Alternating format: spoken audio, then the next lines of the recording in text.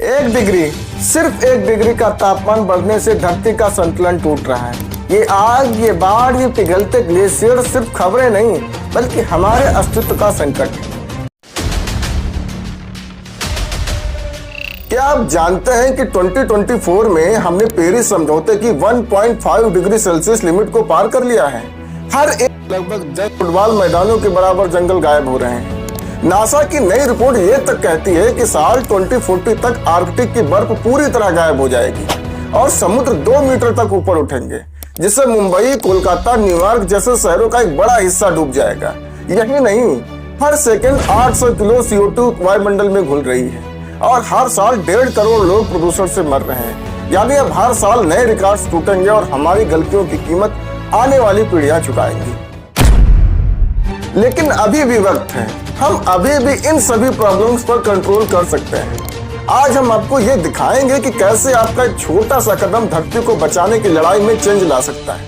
ये वीडियो सिर्फ एक जानकारी नहीं बल्कि एक कॉल टू एक्शन है। चलिए समझते हैं इसकी जड़ों को, इसके असर देखते हैं और उन हलों को खोजते हैं जो आप आज से शुरू कर सकते हैं, क्योंकि ये धरती हमारे वजूद की आखिरी लड़ाई है और हारने का कोई विकल्प नहीं। क्लाइमेट चेंज एक ग्लोबल क्राइसिस है।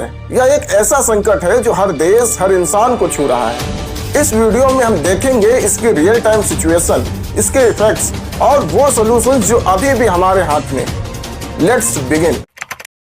देखो, क्लाइमेट चेंज का मतलब होता है लॉन्ग टर्म में मौसम और टेम्परेचर के पैटर्न में बदलाव।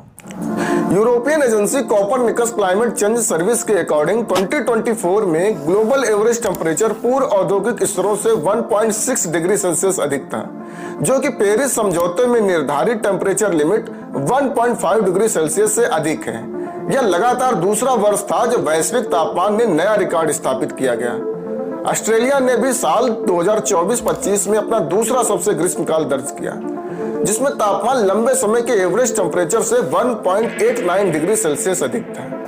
वैज्ञानिकों का मानना है कि ऐसे तापमान जलवायु परिवर्तन के बिना संभव ही नहीं हो सकते। पर क्या आपको पता है कि नासा और IPCC के अनुसार अगर ये ट्रेंड ऐसे ही चलता रहा तो साल 2050 तक हम इरिवर्सिबल डैमेज देख सकते हैं। ऐसा डैमेज जिसकी कल्पना किसी ने भी नहीं की होगी। लेकिन ये सब क्यों हो रहा है और इसका हमारे जीवन पर क्या असर पड़ेगा, चलिए समझते हैं। क्लाइमेट चेंज होने के पीछे सबसे बड़ा रीजन है ग्रीन हाउस गैसेस का एक्सेसिव एमिशन। लेकिन ये गैसेस क्या है और ये कैसे काम करती हैं?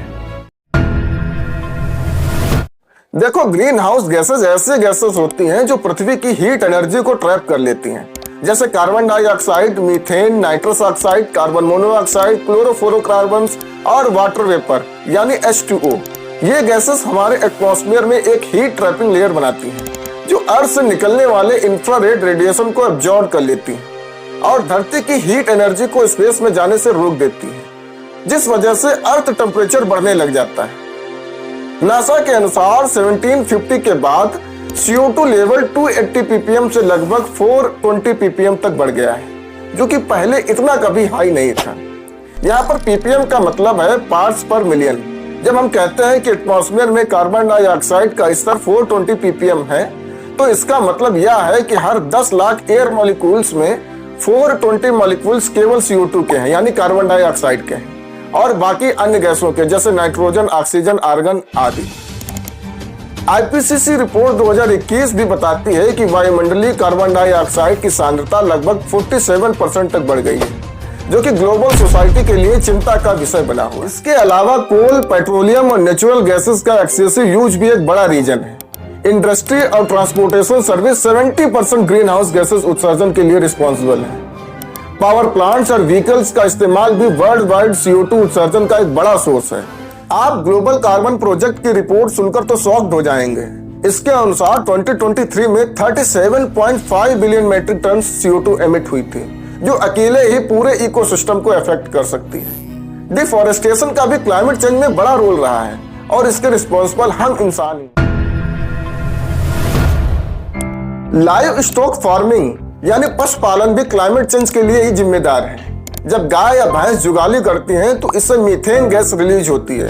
यह मीथेन गैस CO2 से 28 गुना ज्यादा पावरफुल होती है। यूएनपी यानी यूनाइटेड नेशंस एनवायरनमेंट प्रोग्राम की मीथेन आकलन रिपोर्ट के अनुसार मीथेन सेकेंड लार्जेस्ट कंट्रीब्यूटर है ग्लोबल वार्मिंग में, क्योंकि सिर्फ एग्रीकल्चर और पशुपालन से ग्लोबल मीथेन उत्सर्जन का 40% आता है। क्लाइमेट चेंज से ग्लोबली एक बड़ा इंपैक्ट पड़ रहा है। आज दुनिया में हॉटेस्ट ईयर्स रिकॉर्ड हो रहे हैं।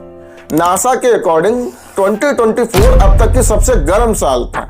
आईपीसीसी 2021 की रिपोर्ट में बताया गया है कि वर्ष 2040 से पहले ग्लोबल टेम्परेचर में 1.5 डिग्री सेल्सियस वृद्धि की संभावना है। जनवरी 2024 में रिलीज आईपीसीसी रिपोर्ट 2023 के अकॉर्डिंग 1850 से 2023 तक ग्लोबल टेम्परेचर में 1.1 डिग्री सेल्सियस की वृद्धि हुई है। बढ़ते टेम्परेचर और हीट वेव से ग्लेशियर्स और आइस कैप्स पिघल रहे हैं, जिसका सीधा इंपैक्ट सी लेवल राइज पे पड़ रहा है।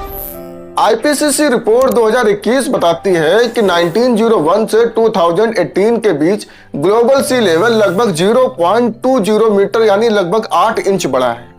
पिछले 2 दशकों में यह दर पिछली सदी की तुलना में लगभग 2 गुनी हुई है और हर साल लगातार बढ़ रही है। नासा के अनुसार ग्रीनलैंड और अंटार्कटिका का आइस मास लॉस हर साल 404 बिलियन मीट्रिक टन हो रहा है। आईपीसीसी के प्रेडिक्शन के मुताबिक अगर यही ट्रेंड चलता रहा तो अगले 2000 सालों में सी लेवल 2 से 3 मीटर तक बढ़ सकता है। अगर ऐसा हो गया तो कोस्टल एरियाज में रहने वाले लोग खतरे में पड़ जाएंगे और निचले द्वीप समुद्र में डूब जाएंगे।